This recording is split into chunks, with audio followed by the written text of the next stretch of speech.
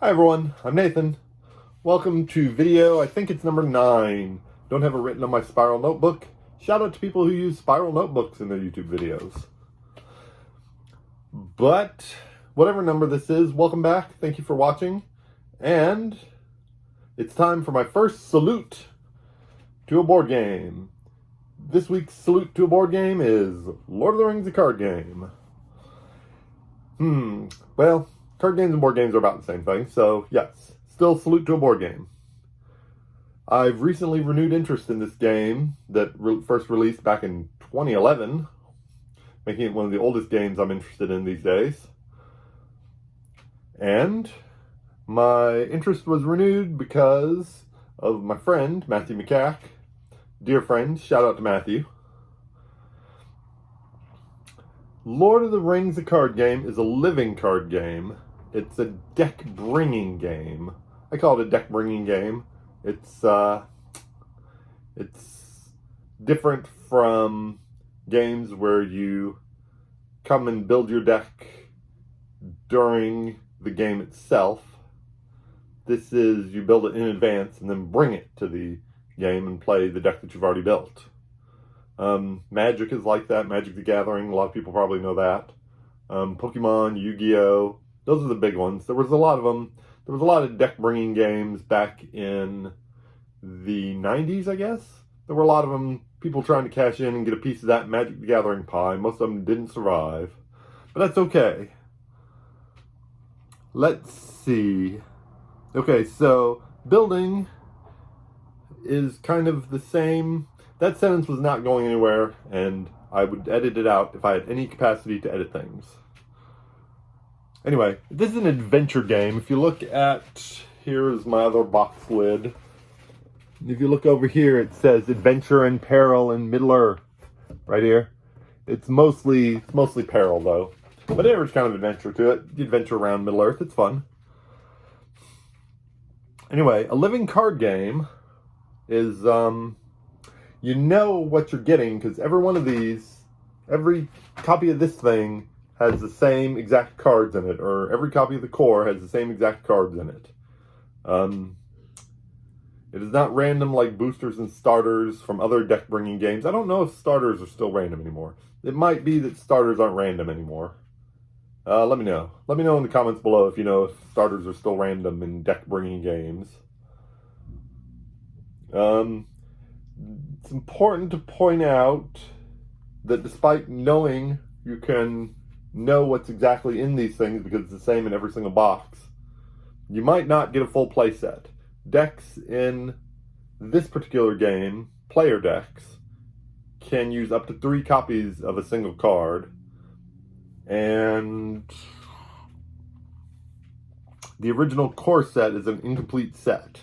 You have to buy more than one because some cards have 3, some player cards have 3, some have 2, and some have 1, because Fantasy Flight Games, that's who made it, Fantasy Flight Games, is, I don't know, Wicked? We'll say Wicked.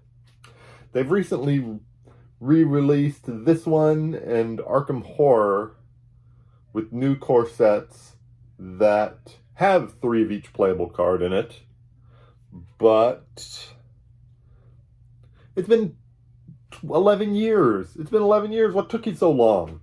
Everybody who's interested in this game bought it and has an incomplete set now and has fewer than 3 of each playable card. And some of them are really great. Some of them are really awful. Some of the cards, I mean, that have fewer than 3 copies. And, that's a nightmare.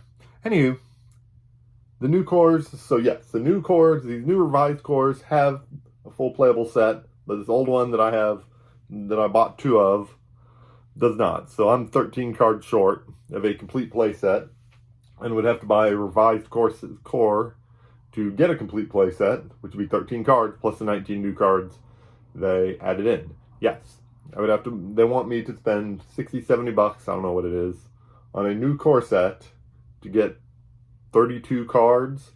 And the horrible thing is, I'm really considering it. Yeah. Anywho, let's see what we got here. Okay, so this game has colors like Magic. I don't know if you know that Magic has colors in it. We've got, here's a green card. They're green because you can see the little green icon unless it's reflecting and looks spooky. in my phone. Anyway, there's a green icon here with a little book. And so that's green, and that's lore.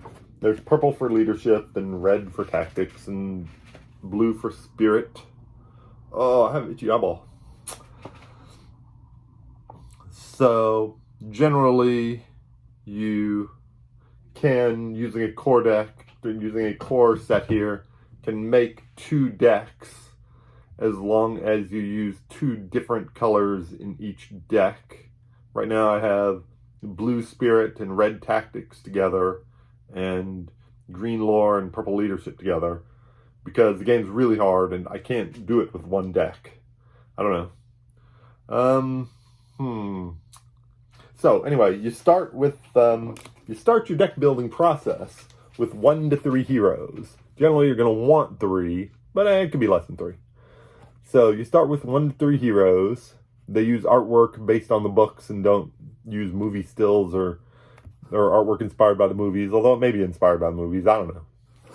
And then, after you get your 3 heroes, that's what I do, is pick the heroes first. Maybe other people build the decks first, but once I get the heroes going, I build the deck, which is, am I saying that yet? Yes. The minimum deck size is 50, and you want to stay close to that, so that you can get to your great cards faster. But you can't go under. I don't know if people generally find the challenge to be getting it all the way up to 50, up to the deck limit, or if they have trouble bringing it down to the deck limit because there's so many cards they want to play. I have trouble generally. I think it's going down, And I think probably as more and more expansions come out and people buy more expansions, you'll have more cards to choose from.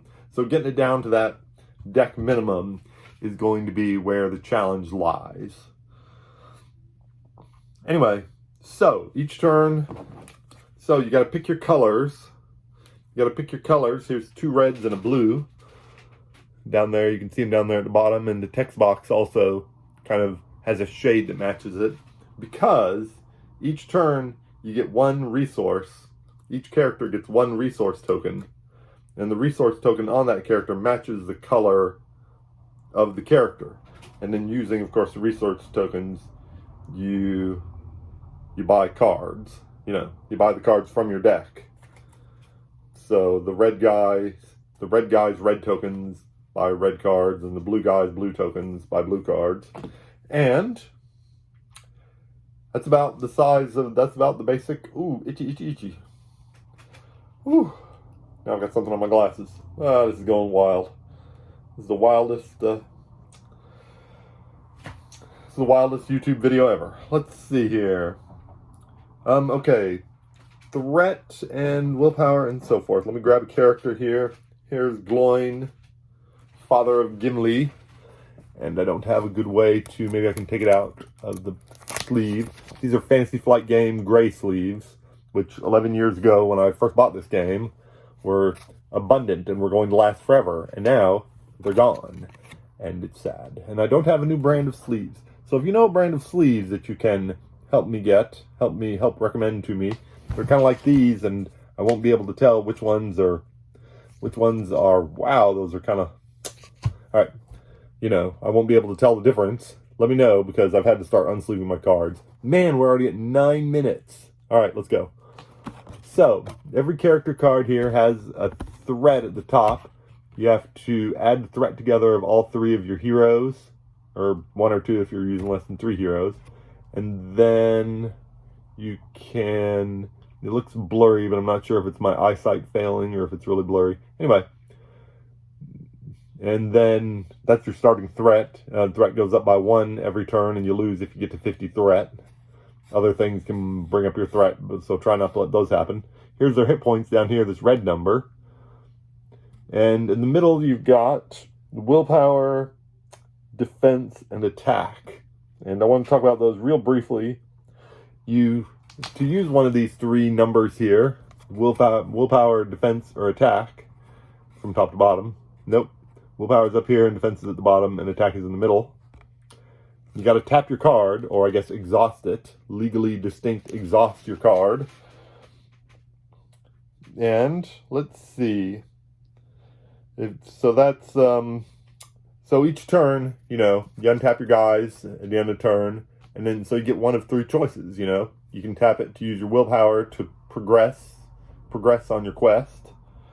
You can defend with the defense number down there with the shield, or you can attack with the number with the swords on it. You win when you finish all the quests. Each story has a couple of quest cards here. Each quest or whatever has a couple of these quest cards here, and you finish all three of them one at a time in numerical order. Then you can win the game, or you lose if you get that 50 threat I was talking about. Or I guess if everybody dies, if all your heroes die, that probably takes care of it too. There is story continuity between the quests. Like there's 3 quests in the core box here, and there's story continuity between them, but there's not really any gameplay continuity in it. I think they might be adding gameplay continuity in the new revised core set, but as of right there, as of all the experiences I've had, there's no gameplay continuity. Gimli can die, which would be sad, but it happens. Gimli can die, but then he's right back good as new for the next quest. Or, you can switch your decks in between quests. You can switch your heroes in between quests. There's not really any continuity or experience or leveling up or anything. So, let's see here. Actually, now that I mention it, the core does have 3 quests, but sold separately are 2 more quests that continue the story. There's also... What else is there? What else did I want to say? Oh, the books. There are games based on the books, and each book has 3 quests. No, 6 quests for each book, yes. And the first campaign, which starts you out with hunting for Gollum in between The Hobbit and Fellowship of the Rings, in that big time period in there. You're looking for Gollum. So that has 6 also. And the rest have 9. I don't know if I was going to mention... Oh, well, let's just keep going. There's a lot to buy. It's been going since 2011, and Fantasy Flight Games needs money. So there's a lot to buy, but you don't have to buy all that stuff unless you're really a completionist. It's actually a good test of my own willpower. Having the complete set is it's a thing. The decks, of course. Now, building the decks is just as much of a challenge as playing them in these deck-bringing games, I think. They're 2 different experiences, and I think they're both fun. They have 2 web pages out there. One is RingsDB, and the other is CardGameDB. I'll try and link them below, which has every card listed. All of them are listed. So it helps a lot to build your deck to be able to look at them like that and not have to physically dig through every card, especially when I'm trying to have fun building my decks at work during downtime. I always work hard and never have downtime at work. I'm a very hard worker. And then the other aspect of it is actually playing the deck. It's sometimes called piloting. You learn to pilot your deck. And that's also a fun challenge, because not all the choices that you make when you play the deck-bringing game are obvious right away. You have to learn, and sometimes it's based on the state of the game, and sometimes it's based on the quest you're doing, or the other cards in your hand, or the cards, that are in your discard pile, or the cards that have yet to show up. So there's a lot of decisions to make as you go along. I currently have 2 of these core sets, which was silly. I should have waited 11 years until they put out the entire thing, the entire play set in 1 core, which I'll probably still buy, because, I don't know, probably will. I have one of these deluxe here, Khazad-dûm, where you go into the dwarven kingdom of Khazad-dûm and find out everybody's dead. And I have 8 of these little bitty packs here. They They all add up total to 14 quests. So, I'd like to make a deck that could beat all 14 of these decks, but one deck alone is really, really hard. So I have 2 decks right now, obviously. And so I just pilot both of them one at a time. You know, take turns. And I'm hoping that between those 2 decks I can beat all 14 of my quests. That would be pretty cool. My decks are, by the way, just to let you know, this one is the Friends of Helm's Deep. The Friends at Helm's Deep. It's Gimli and Legolas and Eowyn. So, cool friends from Helm's Deep. And this other one, the Lore Leadership Purple-Green deck is just some dwarves, like dwarves. So we're going to have dwarves. And what else? And I've got a third one conceptually working in my head, and I'll write it on a piece of paper to play with my friend once my friend and I figure out how to play over Zoom or something like that. And I'm really excited, thanks to this game, to start actually reading Fellowship of the Ring again. That's going to be pretty exciting. I have a Star Trek book I'm finishing, and then as soon as I finish the Star Trek book, I'm going to read Fellowship of the Ring again, probably. And as for my next purchase, there's a set like this with, I guess, 3 scenarios inside, plus lots of player cards that are cool, based on the first half of Fellowship of the Rings. So I'm looking forward to getting that. I'd also like to get the rest of the little tiny packs that tell the story starting in Khazad-dûm. And so I'd like to get the rest of that story. Oh, and I need the rest of the story from the core set. There's two more quests available sold separately.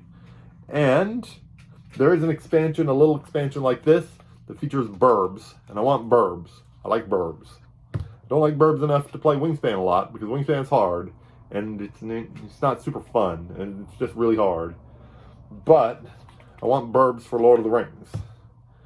And that is it.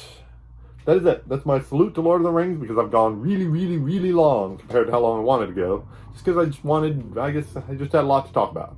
So if you didn't make it all the way to the end, I understand. It's super long.